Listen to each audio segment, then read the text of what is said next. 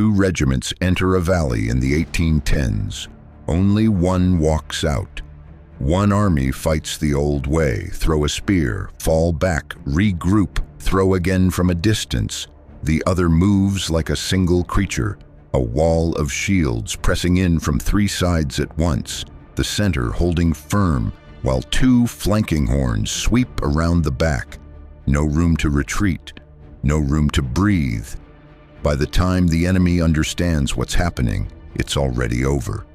This formation had a name, the Horns of the Bull, and the man who built it had once been an outcast, driven from his father's house as a boy, mocked by the very kids who swore he'd amount to nothing.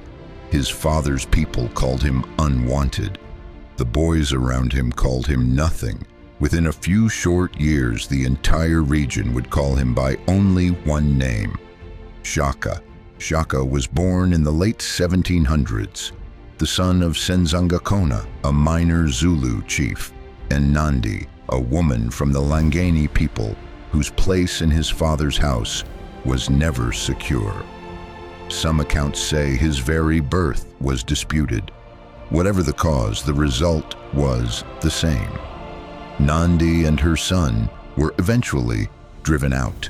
That rejection followed him everywhere. Among the Langani, he was an outsider. Among other boys, he was a target. He and his mother moved from one community's protection to the next, never quite belonging anywhere. But the boy they mocked was paying attention the entire time. He watched how chiefs ruled. He watched how power moved between families, between clans, between kingdoms, and slowly the humiliation hardened into something else. His path changed when he came under the protection of Dingiswayo, the powerful ruler of the Mthethwa. Dingiswayo saw what the others had missed, not just a strong fighter, but a disciplined, observant one. Inside the Mthethwa military system, Shaka finally found a place where being underestimated could be turned into fuel. He rose fast, but courage wasn't what made him dangerous. Plenty of warriors were brave. What made Shaka dangerous was that he studied war like an engineer studies a machine, and he asked a question nobody else in the region was asking. What if combat didn't have to mean throwing a spear from a safe distance and running? He pushed his warriors toward something closer, faster, and far less forgiving. A short, stabbing spear built for face-to-face combat instead of a single throw, larger shields, tighter formations, and the maneuver that would make his name, the Horns of the Bull. The center absorbs the charge. The flanks sweep wide.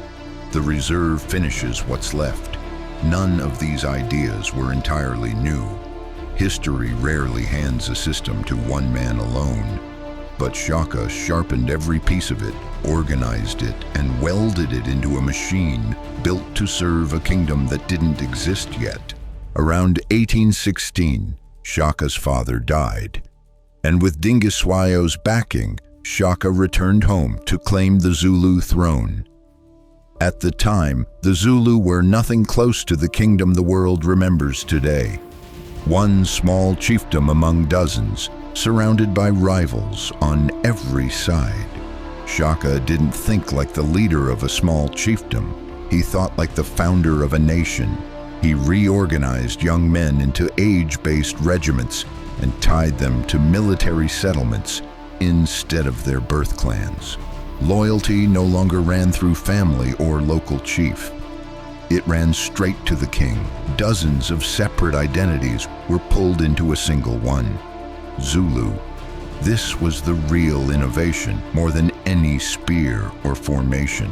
Shaka understood something most warlords of his era didn't.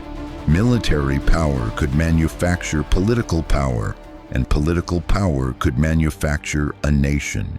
The army wasn't just there to fight for cattle. It was the spine holding an entire state together. Then the balance of power broke. Dingiswayo, the man who'd given Shaka his first chance, was defeated and killed by the Ndwandwe under their ruler, Zwide. The mentor was gone, and the strongest threat to everything Shaka was building now stood directly in his path.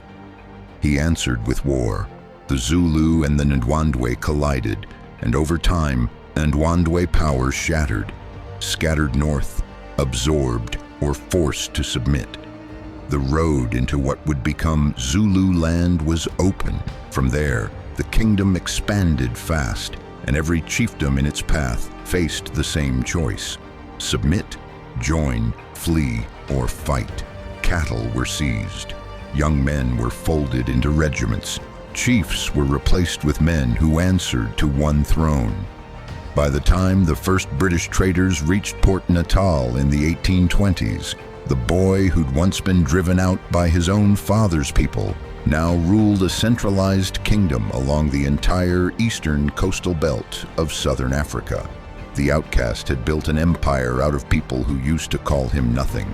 But power like this came with a price, and that price reached far beyond the battlefield.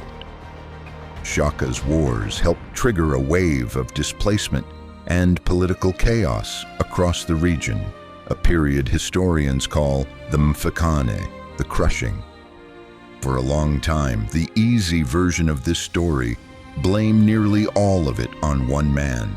That version misses the bigger picture. Drought, competition over land and cattle, rival states pushing in from every direction, and colonial violence creeping in at the edges. Shaka wasn't the only storm tearing through southern Africa in that decade. He was, however, one of its most forceful winds. Inside his own kingdom, the same discipline that built the Zulu war machine left no room for softness. Loyalty wasn't requested. It was demanded from warriors, from chiefs, from his own family.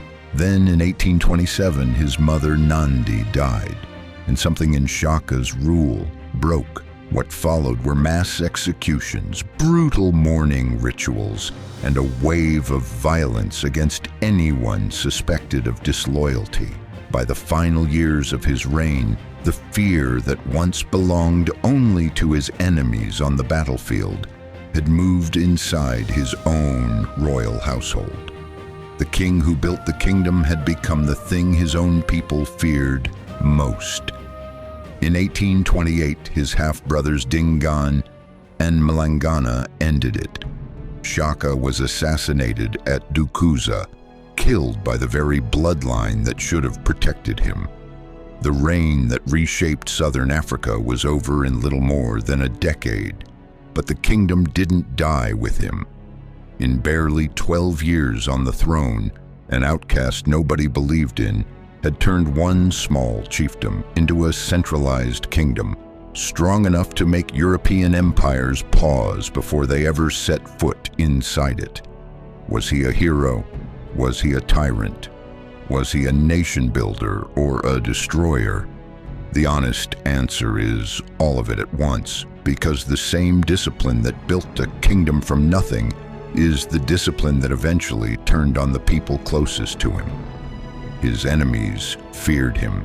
His warriors followed him into formations no army in the region had ever survived. His own brothers killed him, and the kingdom he built out of people who once called him nothing outlived every single one of them. This has been the story of Shaka Zulu, the outcast, the builder, the warlord, the warning. 2 centuries later, more than 10 million people still carry the name of the small chiefdom he once called home. Make of that what you will.